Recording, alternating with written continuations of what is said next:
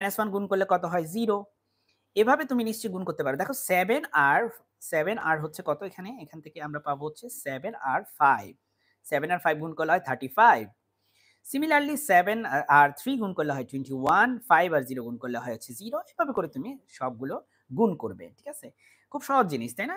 খুবই সহজ জিনিস। আমি খুব খুশি হতাম যদি আমি বোর্ডে গিয়ে তোমাদেরকে লিখে এগুলো বোঝাতে পারতাম। তখন তুমি হয়তো আরো ভালো বুঝতে পারতে।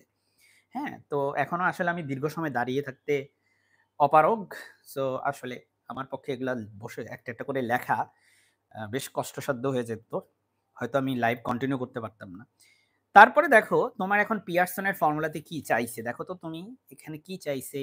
তোমার এই যে স্কোয়ার আলা টার্মটা এটা সামেশন চাইছে। এই যে স্কোয়ার আলা টার্ম এটা সামেশন চাইছে। এই ২ টা গুণফলের সামেশন চাইছে, তাই না?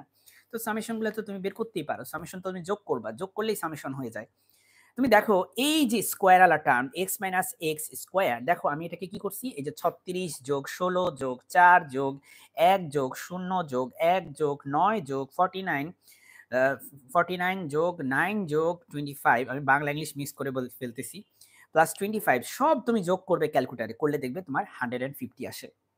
বুঝতে পারলে? তুমি 150 পাবে। এই যে দেখো আমি তোমাকে একটু দেখাই। এই যে 150 পেয়েছো, তাই না?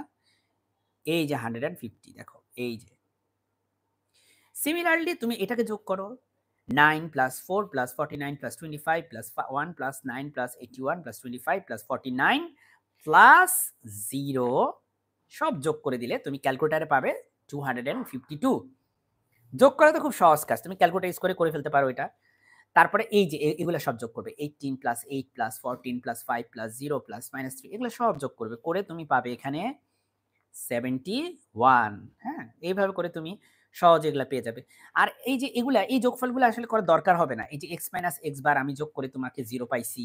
হ্যাঁ? y মাইনাস y বার যোগ করে 0 পাইছি। এগুলো আসলে দরকার নেই। এগুলো আমি এমনি করছি। তুমি চাইলে করতে পারো, না করলে কোনো সমস্যা নাই। আমি x কে যোগ করছি। দেখো x কে যোগ করে পাইছি 80, y কে যোগ করছি, y কে যোগ করে পাইছি হচ্ছে 100। এগুলা তুমি না দেখালেও চলে। এই যে ৪ টা এটা না দেখালেও চলে। তবে এই ৩ টা তোমাকে করতেই হবে।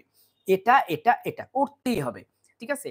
তাহলে দেখো, এখন তুমি একটু খেয়াল করো, পিয়ারসনের ফর্মুলাটা আমি আবার লিখছি এখানে। দেখতে পাচ্ছ পিয়ারসনের ফর্মুলা?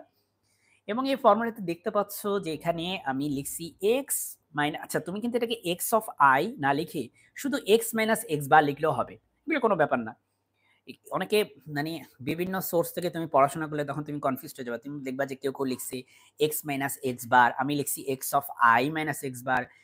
তখন আবার এখানে x অফ i লিখতে পারতাম আমি এখানে। তাই না? এগুলো কোনো ব্যাপার না। এগুলো কোনো বড় বিষয় না। মূল বিষয়টা হচ্ছে তুমি এগুলো বুঝতে পারো কিনা। এটা হচ্ছে মেইন ব্যাপারটা। তাহলে x মাইনাস x বার দেখো, x মাইনাস x বার ইনটু y মাইনাস y বার, এটার সামেশনটা কোথায়? এই যে 71। দেখো এই যে খেয়াল করো 71 রিলেটেড, এই যে দেখো, এই যে এটার সামেশনটাই হচ্ছে কত? 71। এই 71 তুমি উপরে বসাবা। আর নিচে বসাবা কি? এই যে এটা কি? এটা হচ্ছে x minus x bar whole স্কয়ারের summation which is 150। y minus y bar whole স্কয়ারের সামেশন কত? 252। এখানে বসাও।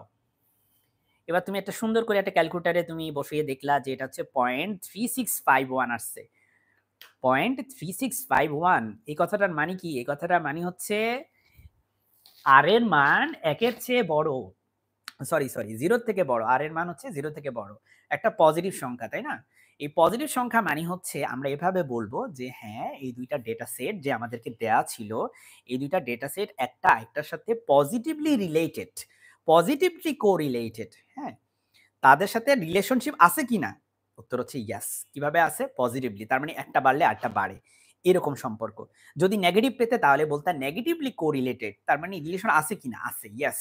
কিভাবে আছে? একটা বাড়লে আরেকটা কমে। এভাবে। ঠিক আছে? সো তুমি এখানে বলবা যে পজিটিভলি কোরিলেটেড। তার মানে একটা বাড়লে আরেকটা কি হয়? আরেকটা বাড়ে। তাই না? পজিটিভলি কোরিলেটেড মানে এটা।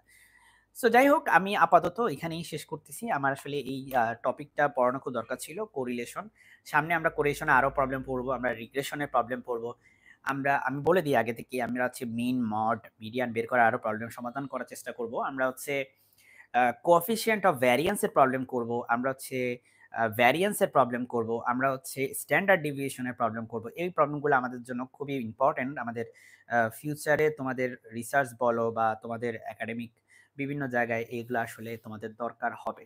ঠিক আছে? সো যেগুলা তোমাদের দরকার হবে আমি সেগুলা সবই পড়িয়ে দেওয়ার চেষ্টা করব।